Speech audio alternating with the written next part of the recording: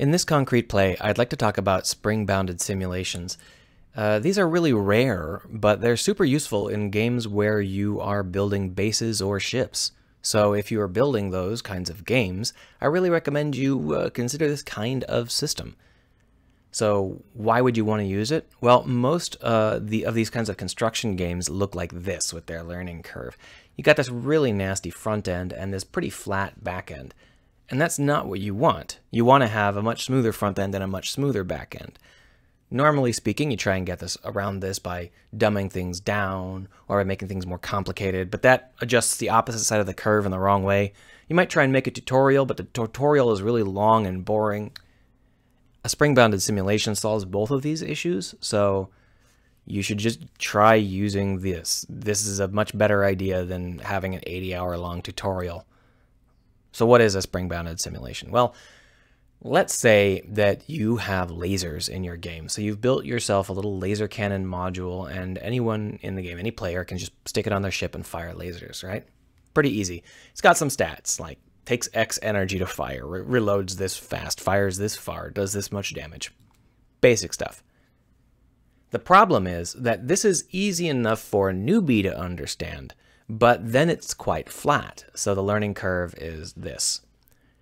So a lot of people are like, well, how can I make this more interesting to more advanced players? And so they might add in extra requirements like, oh, it has to be adjacent to a targeting helix module, or it uses up a secondary resource of mega hydrogen or something, right?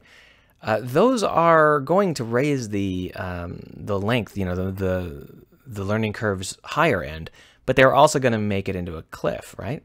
So that's also not a great solution.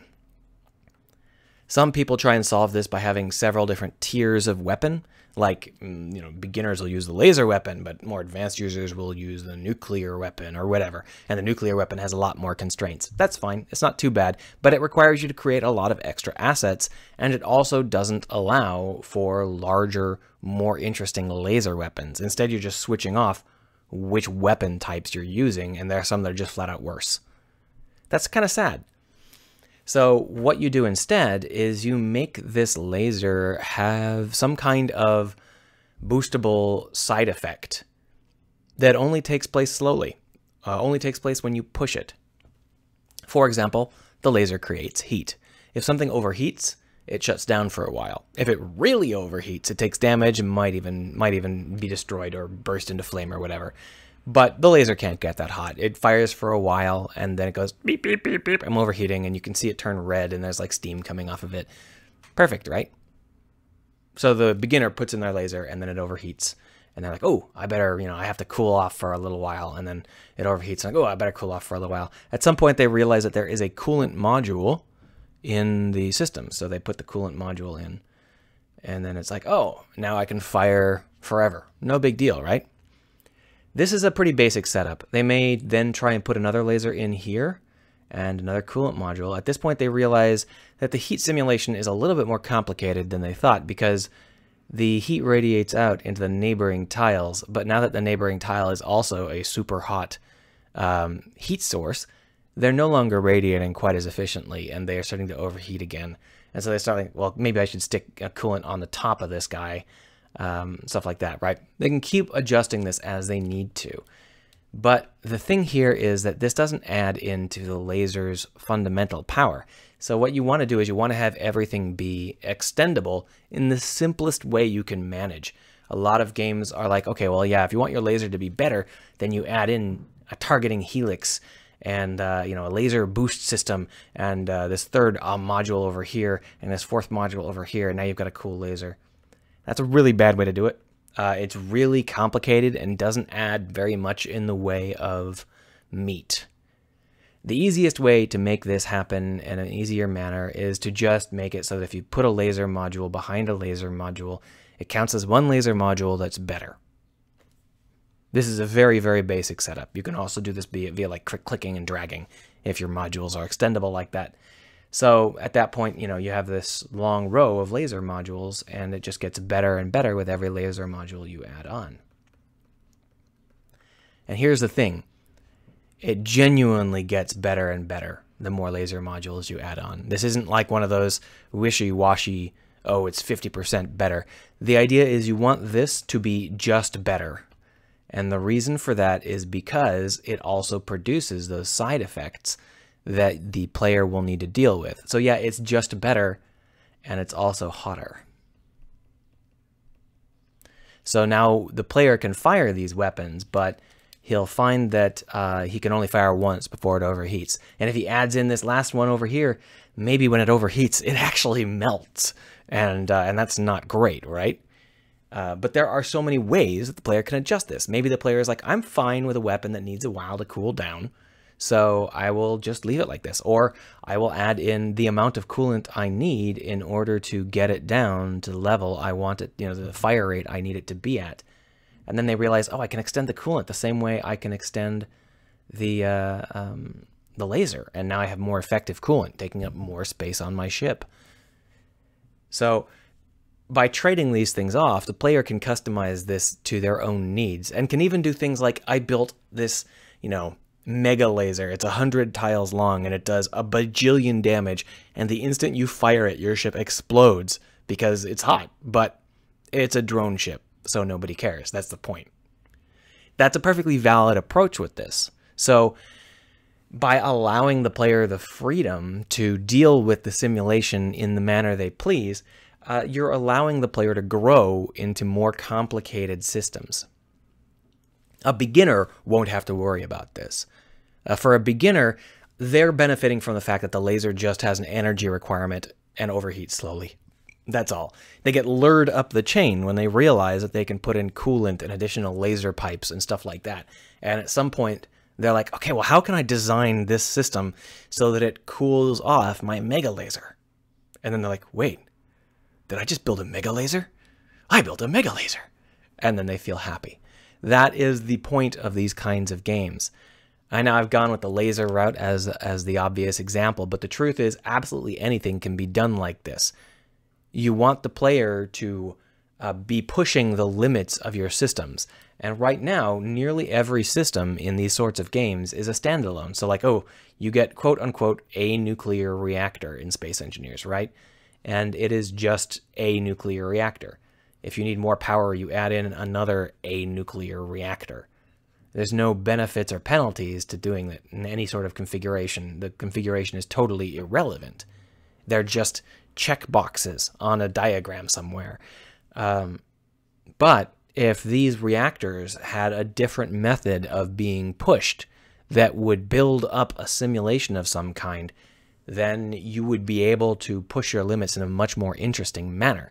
Space Engineers, most of these games, have a real problem with providing far too much power. So it would be far more interesting to me if when you built these reactors, if you built another reactor next to it, they became a single super reactor, but they also emitted a tremendous amount of heat or something similar. And so if you wanted to build more and more reactors, maybe they emit radiation, which is actually harmful to you, who knows. If you want to build more and more reactors, you can do that. And there are lots of different ways to approach it simply by butting them up against each other or not butting them up against each other.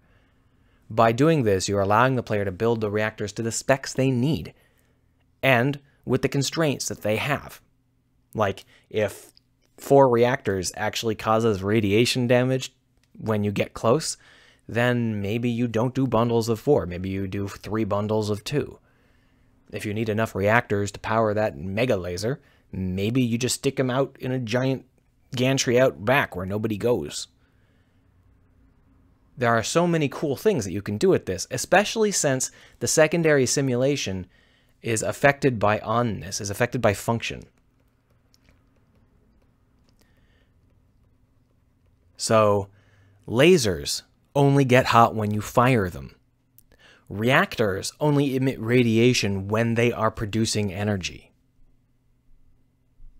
Because of that, you could easily have your ship set up to pulse these things or to alter these things, to optimize them or to allow you to move through safely, or even to do something like use a giant clamp arm to move a coolant device between your reactors and your lasers. There are so many cool ideas that grow out of this by having a physics system, some kind of simulation. Now, the core of this whole thing is that this is not any set of hard constraints. This is a spring-bounded system. If you pull hard, it pulls back. If you push hard, it pushes back. But it never just breaks. It never says, oh, that's as far as you can go. It always just pushes back harder or less hard, depending on how hard you're pushing. Now, heat is certainly not the only option here. You could do a lot of different systems. For example, you can have it so that your power cords, you might have like actual power cords in your game, and if you do, you can give them a max. And the max throughput is as fast as they're going to go. So if you need your mega laser, then how are you going to get enough cables to it to fire it quickly? Because it's going to take like an hour to recharge if you just go off of one cable. Or how about a simple strain setup for your bases? So if you are building your cool base on an alien world and you got something cool happening, well, when you want to put your giant super reactor up here floating above, it's like, okay, that's a lot of weight, and then things break, and they crack, and they crumble to the ground. Now, the problem with this is that this is often done without the spring bounded. This is just often done as a simulation. You can see that problem with a lot of these games where your base will just suddenly explode, and you're like, what happened? And it turns out that you had overstressed a part, and you hadn't realized it, and there were no warnings. It just decided to explode. But if it's a spring-bounded situation, then the brick will begin to take damage from the stress. And you'll see steady clouds of smoke and debris, and you'll be able to repair it. And it takes more and more damage the heavier the load is. But if you've only gone a little over the limit, you'll hear that creaking, you'll hear that cracking, you'll see those dust clouds. You'll be able to go down there, repair the block, remove the weight. You won't suddenly just lose your whole base due to a massive collapse. Obviously, you'll still have massive collapses because spring-bounded does not mean forgiving. And if you do wait long enough and this gets broken away, now suddenly the stresses on the rest of the base are substantially higher and they go faster. And then suddenly the stresses on the rest of the base are now really high and they just explode. And then the whole thing falls down and explodes. Ah, boom. Great. That's hella fun. You don't want to punish beginners with that. So by using a spring-bounded simulation, you can make the simulation forgiving enough for beginners and deep enough for advanced users. The only thing you have to do is make sure that your construction system allows the players to push that simulation. You don't want to just offer them standalone parts because that's not really involved with the simulation very much. It's much better if everything is all connected because that's what a spring is about. Springs have little hooks at the top and the bottom, and that's where you attach them to things. Think of this in the same way. The spring simulation has to be attached to blocks. Blocks have to be able to pull it and push it.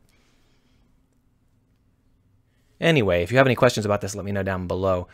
This might not have been quite as concrete as I would have really liked, but this is something that's overlooked, and it should be a lot more common.